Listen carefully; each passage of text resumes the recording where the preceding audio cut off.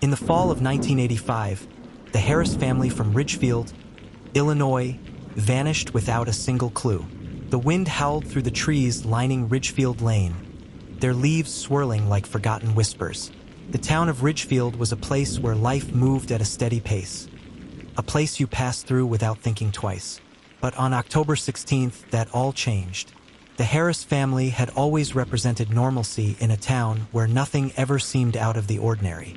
Michael Harris, a reserved and kind science teacher, his wife Claire, a mother with a smile that could warm anyone's heart, their daughter Becky, 14, quiet and thoughtful, and Jamie, 8, full of energy and curiosity.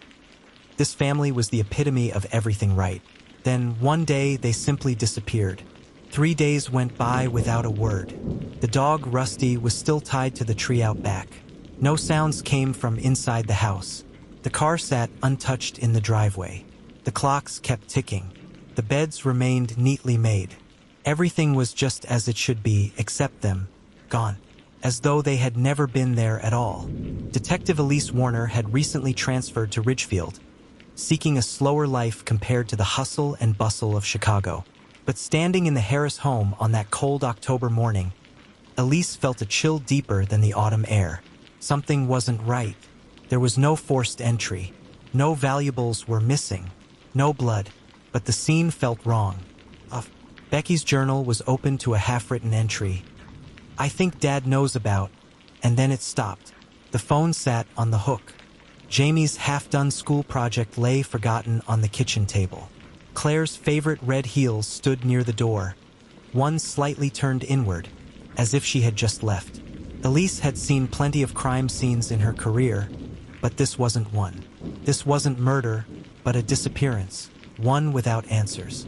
The emptiness in that house was more terrifying than a crime scene. A murder gives closure, but a disappearance leaves only a void. In small towns like Ridgefield, doors are never locked.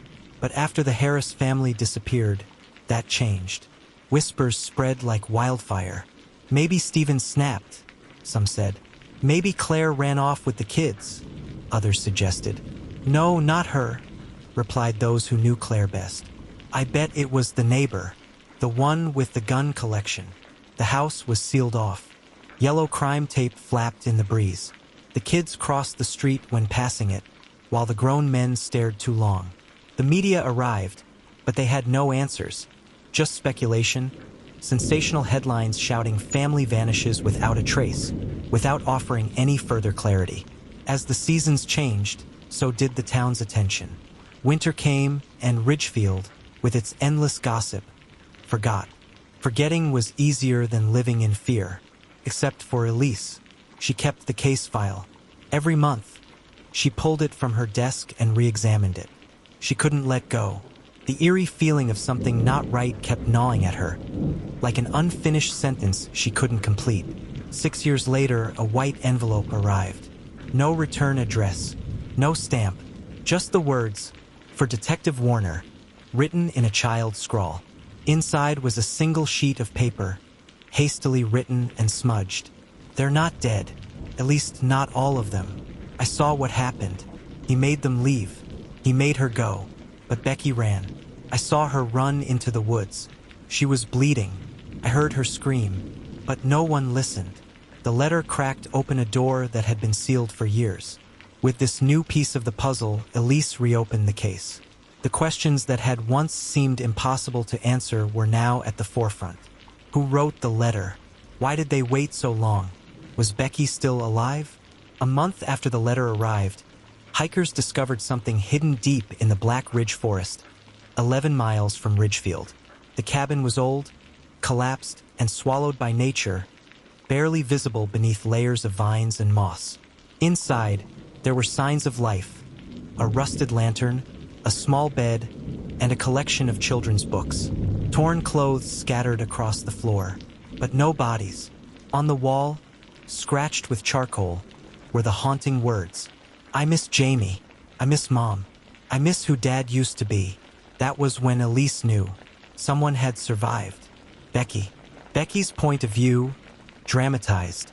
It all began slowly, whispers in the dark, Her father coming home late, his eyes distant. Her mother crying in the laundry room. Then the yelling started. Stephen had changed. He had always been a quiet man, but now there was something darker in him. Paranoia, anger. One night, Becky overheard her parents arguing downstairs. "You can't run from it, Stephen. You think I don't know what you did? You want to ruin us? You think they'll let you take the kids?" Becky couldn't sleep. She lay awake, terrified. Her father's angry mutterings kept her up all night. The next morning, everything seemed too calm. Her father made pancakes, smiling too much, trying to convince himself everything was fine. But that night, the crash happened. Becky heard a loud bang, followed by silence. Jamie screamed. She ran. There was blood on the walls. Her mother collapsed, and Stephen stood over her with something in his hand. Margaret died on impact. Jamie was critically injured and died shortly after. Stephen buried them and ran. Becky, semi-conscious and frightened, escaped during the chaos, bleeding and alone. For a while, she survived in the woods until she disappeared completely. Stephen thought she was dead, so he disappeared too, but she hadn't died. In 2002, Becky resurfaced in Pennsylvania, living under a different name. She had spent years in foster care after being found in 1987, too traumatized to speak, unable to provide her real name. By the time she healed, she had decided to move on. Then, she saw the news of Stephen's arrest. Becky came forward, not for revenge, but to speak the truth. "He ruined everything," she said in court, "but I refused to let him ruin me." At Stephen Harris's trial, the courtroom was packed. Stephen expected leniency. He cried again, claiming remorse. But when Becky entered the room, confident, composed, and powerful, everything shifted.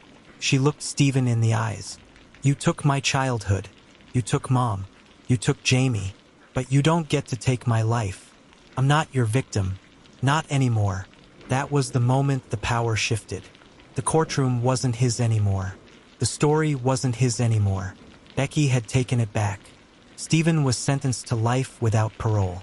After the trial, Becky wrote a memoir titled The Girl Who Ran. It became a bestseller. But it wasn't about revenge.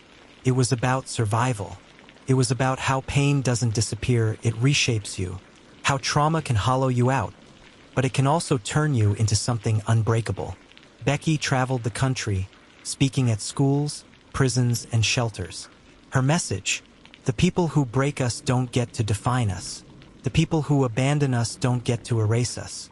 And the past doesn't get to hold us hostage. The story of the Harris family is more than just a cold case reopened. It's a mirror held up to the perfect facades we rarely question. It's about how silence can destroy, and how speaking up, even years later, can still save lives. What happened in 1985 wasn't just a disappearance. It was a breaking and a rising, because sometimes the strongest people are the ones who ran, survived, and returned, not with vengeance, but with truth.